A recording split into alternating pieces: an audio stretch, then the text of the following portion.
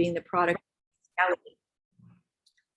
Anyway, there was plenty for me to write about in my book. This was not just a problem in Texas. This was not just a problem in California. And I want you to know that the women who came forward to denounce Alex Kaczynski were by and large Californians. Leah Littman at the time was a professor at the University of California in Irvine. She had been harassed by Kaczynski during a law seminar at the law school. He had been touching her legs and her side and making sexist comments during a formal dinner with her. Emily Murphy had been told by Alex Kaczynski when she was a clerk. Emily Murphy's a law professor now in San Francisco. She had been told by Alex Kaczynski when she was a clerk for another judge in the Ninth Circuit that she should exercise in the nude in the exercise room in the circuit court. And of course, we've heard about Heidi Bond's complaint about Alex Kaczynski. Those were the first women to go public about that. Their decision to go public, which I describe in great detail in my book, is part of what caused the judiciary to finally say, okay, maybe we do have something wrong with our secret system.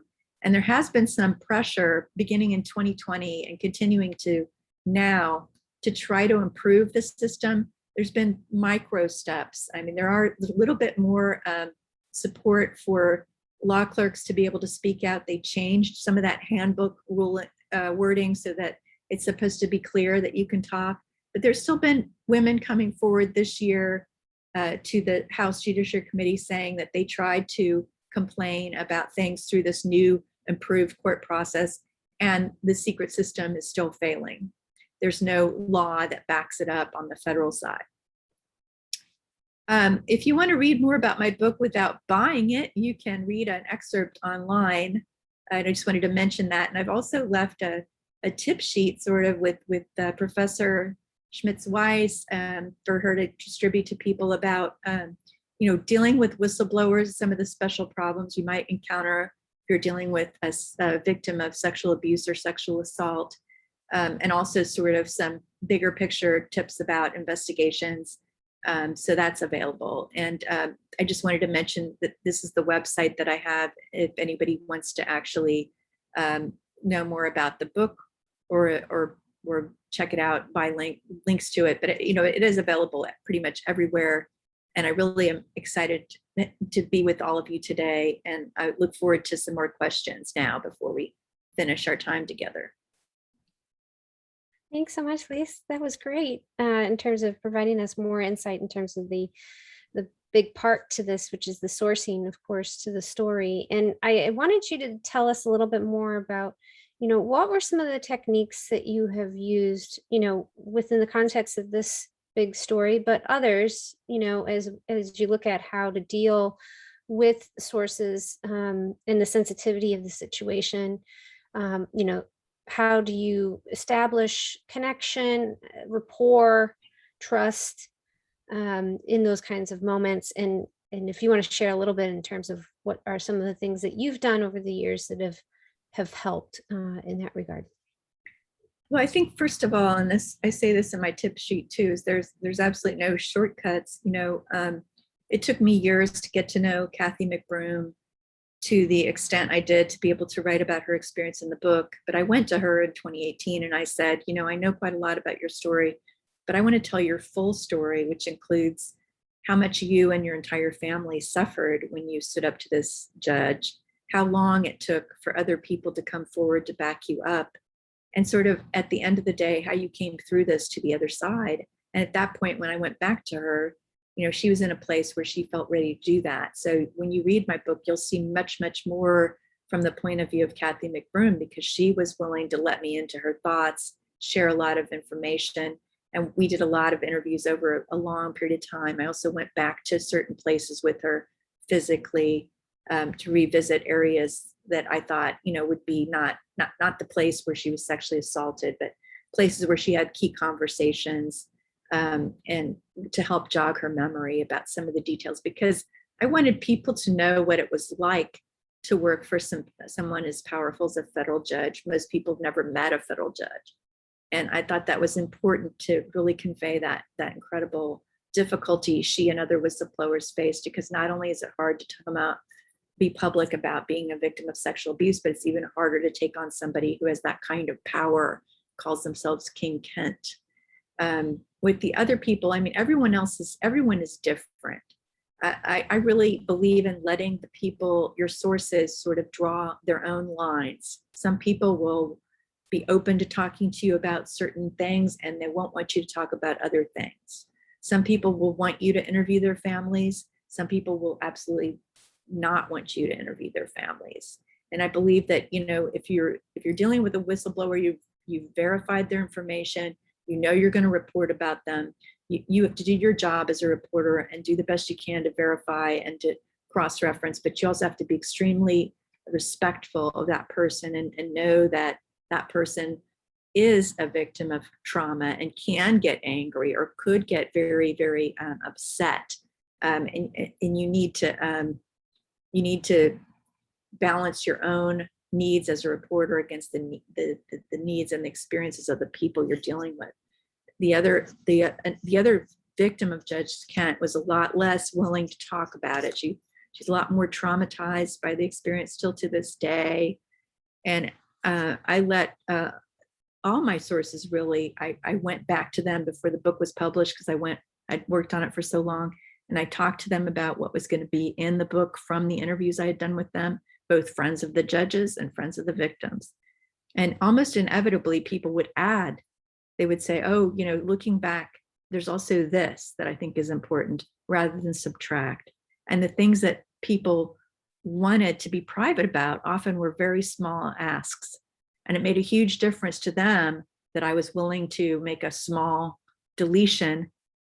And often it's nothing that the reader would even notice, but it's something that's important to them. And so having that relationship of respect, having more conversations, being aware that the person you are talking to may be so traumatized that their memory may be affected, or their emotions may be triggered by something you say, it is really important. In relation to that, are there resources that you would point to for your sources in the past, if you clearly saw that they were undergoing some significant concerns in terms of their mental and emotional state? Was there anything that you would point them to in terms of help? No, I mean, everyone that I interviewed for this book had been in therapy of one type or another already. I just wanted to be aware of my own role in potentially, you know, being triggering to them. And then there's also, you know, a certain amount of, you know, you can pick up on someone else's trauma as a reporter too. And I think the resource for journalists that I always point to is the DART Center at Columbia University. And I should add that to the tip sheet. They have a lot of really good resources for how to deal with victims of trauma, how to conduct those interviews. But I think, you know, just treating the person with respect, going very slow, you know, allowing somebody, if they want to be off the record. You know, if a victim does not want to go on the record, you can't make them do it. I mean, you can try to persuade them, you can try to go back, but if they don't want to, they don't want to, you know. So I think respecting those boundaries and knowing your own limits and their limits is important. I think that's a really important point you bring up, in knowing the limits and knowing when to make that step back. There's another question here that we had, that asked if you were ever able to use the court security officers as witnesses, or if they clammed up and did not talk. They are also bound by oath. Do you know if they were ever reprimanded for not stepping in and helping Kent's victims? You know, their view was that their job was to protect the judge. You're right. I did not. They also take oaths. All the court employees do, and they were also, many of them, former police officers. I spoke to some of them on background or off the record, but none of them spoke to me on the record. I also was able to review documents where many of them were interviewed. And so I was able to read their comments and generalize about their responses from those comments without putting them in jeopardy as court employees. So I chose to sort of deal with them as a group, and I chose not to name the person that Kathy was running with, who she said, left. In the book, there's a scene where Kathy goes running the next day with one of the people who had to have heard the judge trying to assault her in chambers. He was right outside. And she says, I thought you were my friend. Why didn't you help me? Very personal moment. They're in the same running club. They're running together. And he basically acknowledges, he's also afraid of the judge. That person still, or was at that time, or at least afraid of not physically afraid of him, but afraid of what the judge would do to his career. And that I decided not to use that court employee's name because he's still a court employee. So, I felt like it was more important to talk about that group of people and how they felt than to single him out. And I went back and forth about that quite a lot, but I knew I couldn't get his version except in this kind of secondhand way. And I just didn't feel like it was fair to call him out for a system that made him feel like he couldn't say anything or do anything.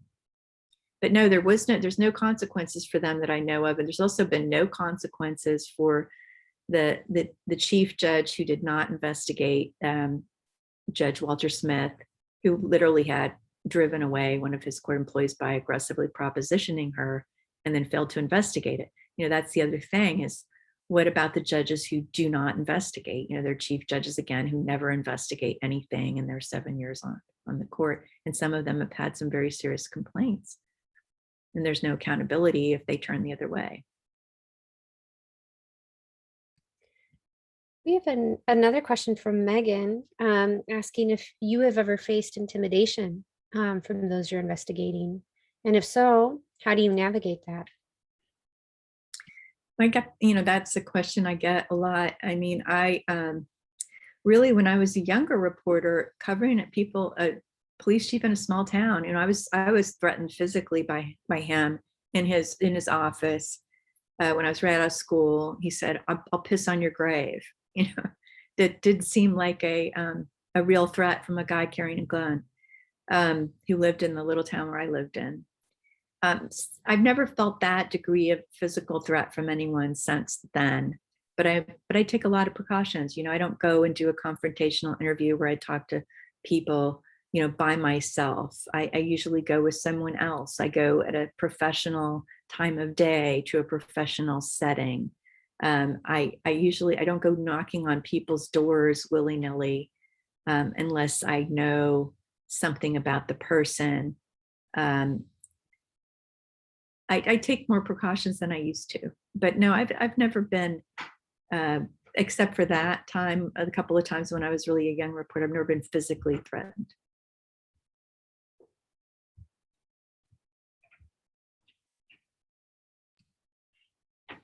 Thanks for sharing that. I believe Dr. Santana has got some questions as well. I'll jump in with another big, broad question if I could. We here in journalism school, like other journalism schools around the country, we talk about the power of the press, but we also talk about the responsibility of the press and the role of the press in society. Journalism, of course, has undergone sort of a big disruptive period in the last several years. But we still talk about the role that the press has in playing, the role that the press plays in society in holding people of power to account. So I wonder what you think about this. If it weren't for the press, would you and others, would any of this have come to light if it weren't for you and your colleagues and your editors and the backing you had with the Chronicle? I'm just curious to know what you think about that. I think that there were a combination of factors, but I know that the lawyer that Kathy convinced to help her whose name is Rusty Harden, his law firm, took on her case pro bono. And one of the members of Congress, Lamar Smith, both said after the fact that they thought if it hadn't been for my reporting and Harvey Rice's reporting, the Chronicle, really, reporting on this story, particularly the first story where I revealed what Kent had done, that I revealed it wasn't just some dirty jokes, that there might never have been a formal criminal investigation at all. And to me, that's why I ended up having to write the book, because that scared me. The idea that this could have been covered up. He could have gone back and kept doing this kind of stuff. And I knew from, further reporting that he had actually gotten away with it already for years. And so, I think I've for many years have felt that that was the thing that was most important in my life, to do that kind of daily journalism reporting, investigative reporting, to hold people to account. But also at the end of the day, I realized that I had only told a small fraction of this story to the public when I got done covering the Kent case for the Chronicle. And that I thought that the deeper story of the systems that protected him and the culture that protected him and that worked against all the people who wanted to blow the whistle was a more complicated story. And that's one of the reasons I ended up, moving to a magazine job and leaving daily journalism, is I felt that these deeper stories need to be told too. And I feel like increasingly journalists, we can tell other kinds of stories in the form of books, in the form of documentaries, in the form of podcasts that are also really important investigative stories, and that get at these deeper cultural issues, which is what I've attempted to do with this book. I just really saw a need to tell the full story, because I felt that the full story, even after Kent was impeached, he had never gone to trial. He had resigned and not had a trial in the Senate. So the full details of how this had been covered up and what had happened and how the people were pressured to testify against him in the criminal investigation, and how it almost all fell apart. All that's a lot of stuff that's in the book, spoiler alert, had never been told. And I felt this was important. It was important just to tell you that the one and only judge in US history who was actually impeached for sex crimes almost got away with it. And, there's still a risk that someone else could.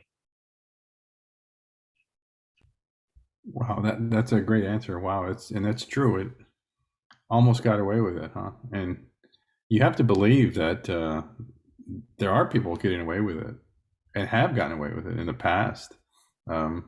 If it weren't for the press and people like you, dogged reporters who are, seeking the facts and uncovering these things. I have another question, if I could, Dr. Swiss, with your permission. I'd like to can I sneak another one in there? I also want to give the chance for people, attending to also ask questions. But you brought up something a second ago about the daily journalism and the work of daily journalism. I wondered if I could sort of shift gears about the craft of storytelling. We like to think of ourselves as journalists, as storytellers, of course. It's a bit of a different, a skill set, I think, than, like I said, the dogged reporting that is necessary in investigative journalism, this so-called shoe leather journalism. There's this sort of, you have to, set that aside at some point, and you got to, become a writer. And in your case, stepping outside of the daily journalism to engage in long form storytelling in the form of course, a book here. My question is how did you engage or reconcile the two things of, the facts that you're collecting and the time when it came to start writing? How did you, for example, tell a compelling story with so many facts and figures, and also, while at the same time capturing the human emotion, in many cases, the pain and suffering that many women endured? How do you keep the story moving forward? What I'm curious about is the mechanics of the actual storytelling. That could be a whole nother hour, because I've had people say, how did you go from an investigative story, which is the story I showed you, to an actual book, which has characters, has narrative arc, has points of view. And part of the answer is I did an MFA. I worked on an MFA while I was working on my book. I was already somebody who liked to write in scene, write narrative scenes when I could in investigative stories. It's always hard in newspapers because we have limited space. But the idea of really getting inside the heads of the characters, telling what is, in fact, a twined narrative, because I go between the cases in Texas and the cases in California are very important to my book, and weave them together and try to show you that how they all come together. It was a process of really learning a lot about how to do that. And I had a lot of really great mentors in my MFA program. I wish that actually there was more communication between nonfiction and narrative writers and journalists, because we should be all in the same family. I learned a lot from poets who actually, are maybe better than we are as journalists in saying things in very short ways, right? Compression is a very important part of narrative writing. So I borrowed and learned from a lot of people. I read a lot of books that I greatly admire and tried to emulate people.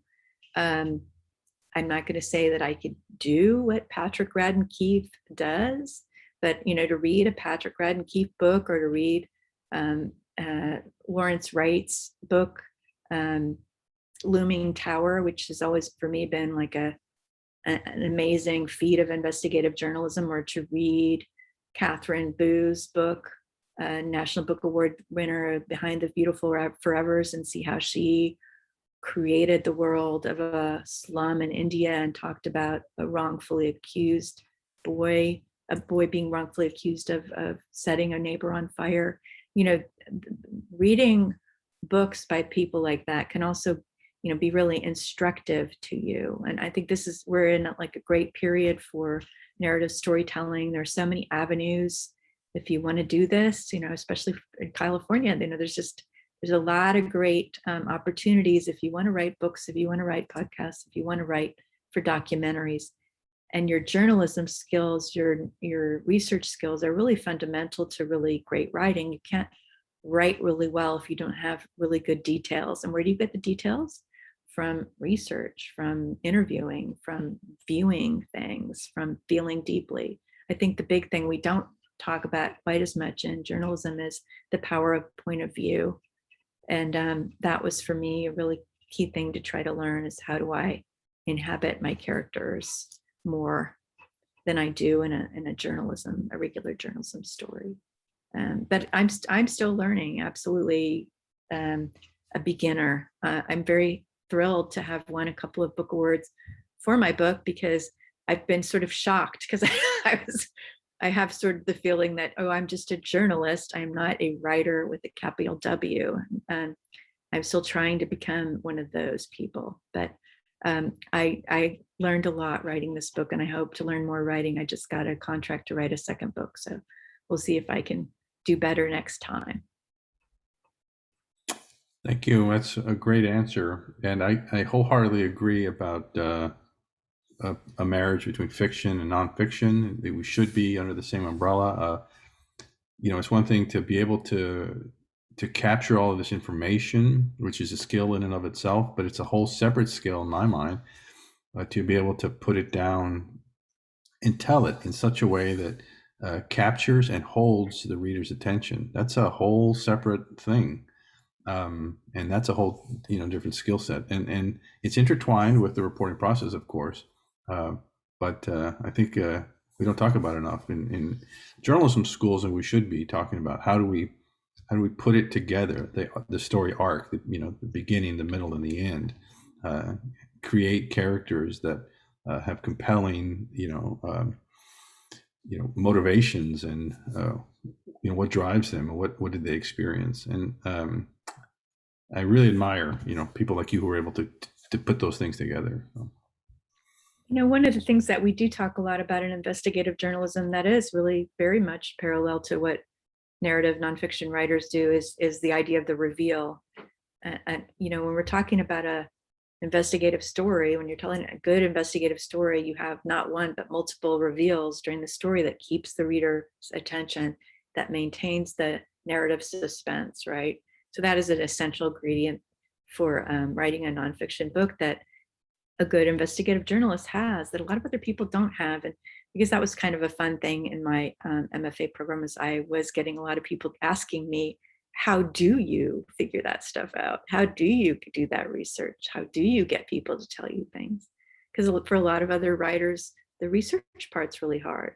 So I think it's the marriage of the two things that creates really powerful writing. And that's why I'm listing some people who I think do it extremely well, who are capital W writers and capital R reporters, like Patrick Radden-Keefe and Lawrence Wright and some of those other, Catherine Boo. Those three all work for the New Yorker, but so I definitely would recommend reading the New Yorker. But I also think watching, there's some great writing and some documentaries too. There's lots of things to be learned. So Lisa, tying into what Dr. Santana was just mentioning, dovetailing into that, are there resources that you have found to be helpful with interviewing and transcription, as well as resources for securely holding or receiving sensitive data and information? Yes, of course, transcription, if you can afford it, Trent is probably the best option. But I mean, I know a lot of students use Otter. I think those are all getting better and better, the transcription services. Another resource that I use all the time that people don't seem to be that aware of is, having your phone as your mini scanner. Because so often, like I was talking about, maybe I didn't talk about it enough, was the power of the private archives of people's emails, of people's real-time texts, of people's social media, to be the backup documentation is tremendous. And if you have, your phone and you can capture things either on a screen right in that moment, or you can scan something if you're in an office and suddenly a document comes up. It's a great thing to have at your fingertips. You can create your own archive here in your phone.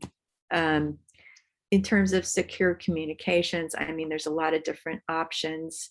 I use that more when I'm doing an investigative story, say with reporters in other countries whose security is more at risk.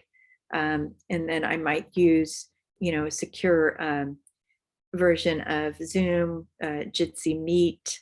I might use, instead of using, regular text, I might use encrypted text like Signal, or even WhatsApp is actually better than a regular text. And there's different forms of encrypted emails. And if you're really getting fancy and you're working on a collaboration, you might want to have a PGP key so that you can receive encrypted emails and then decode them. I don't do that often enough to use that all the time, but I know that colleagues at the OCCRP, and colleagues in Mexico do use a lot of that stuff. I certainly have used, I've also set up encrypted email accounts that I share with just one source. I'll set up an account, and that account will just be between me and a source. I won't use it to communicate with anyone else. There was at least one time when I gave someone an old laptop of mine that wasn't connected to the computer, and I asked them to just put their documents on that laptop so that what they gave me would never be attached to the internet. You can obviously use thumb drives too, but there's a lot of different options. You certainly want to be careful to protect the people who are your sources, and that certainly was part of the book too. Was I did not want anyone to get fired from their federal court job because they spoke to me. So respecting the confidentiality agreements you have with people is important. Thank you for sharing all those resources. I think they're helpful because there's new resources that come out often that sometimes we may not be aware of that exist out there that can be helpful. I know that we're close to running out of time here, but we do have one last question to ask you about, is what advice would you give to would-be investigative reporters and student journalists about digging into an investigation like this or others? I think, you want to start maybe a lot smaller than this. This was probably the hardest investigation I ever did. It took me a long time and it was very difficult. But I think, that the main ingredient for investigative journalism is to be curious, to be really curious, to try to want to find out about secrets that people are keeping hidden, to try to want to fix things. And to learn to use investigative skills like requesting public records, developing sources. Sometimes those sources are people you never quote, but they're people who tell you the lay of the land. They're people who know about the gossip. They're people who let you know that you're on the right track. So those kinds of skills are ways to get going. And then, you can start with kind of, as you know, I have taught a huge, investigative reporting MOOC. And one of the things I tell people is to look for the lies, look for people who are lying to you. A lot of times the reason they're lying to you is that they're hiding something. Public officials who are lying, sometimes the first investigative story you end up doing is, why is the public official lying? Well, maybe they don't have that degree that they've got on their resume. Maybe they don't live in the district where they say they live, where they're supposed to live to run for city council. Those can be some of your first stories. One of my first investigative story was about shit. I I would cover a tiny county, and I would roam the halls on days I didn't have anything else to do, because I had an editor who said, you don't have anything to do, go get out of here, go talk to people, because that's your reporter. So I would go and talk, and I figured out that the public utility director was the biggest gossip in the county. And he always knew things. And one day he told me, well, the town is lying about their sewage treatment plant. Well, that sounds boring, right? Except that the town sewage treatment plant was on the Chesapeake Bay. It was on a river that flowed into the Chesapeake Bay. And he told me that the town's sewage treatment plant was failing and dumping all kinds of raw sewage into the Chesapeake Bay. And that furthermore, the town had been filing a lawsuit against the county, trying to annex a big part of the county, saying, our sewage treatment plant is great. And if we annex more of these neighborhoods next to the town, we'll be able to serve them and protect the Chesapeake Bay. So they were lying in court about their sewage treatment plant, and they were hiding pollution. And I said, well, how do I prove that? Right? So you get this tip from an investigative source and you say, how do I prove that? And he said, well, go to the State Water Control Board and ask for the correspondence file on their water permit. I didn't know what a, wastewater treatment permit was, really. It's kind of basic math. Every permit has like a limit. And if it's over, it's over. If it's under, it's under. It's subtraction. But the correspondence files, which is a great tip that exist with permits, are gold. So this had all the information about the town manager hiding this huge amount of dumping of waste in this pristine river. So I had a front page story in my first few months as a journalist about shit. But anyway, it had the elements of an investigative story. It had a whistleblower, it had some public records, it had the surprised accused city manager and the response of the city council. And it was a big deal for me. So you go from there, start small, and then you go on. Thanks so much for sharing that. I don't think I ever heard about that story from you before. Oh, wow. Well, I think we have run out of time, but we really want to thank you for everyone joining us on this webinar today. We really hope that you have come away from this webinar with some new insights and thoughts about investigative journalism and the power it can have, both big and small. A big thank you to the School of Journalism and Media Studies, and a big thank you to Lise Olsen for joining us today to share her time, her book, and her investigative reporting techniques with us. We're really happy. And maybe we can have you back again when you complete your next book in the future. Right.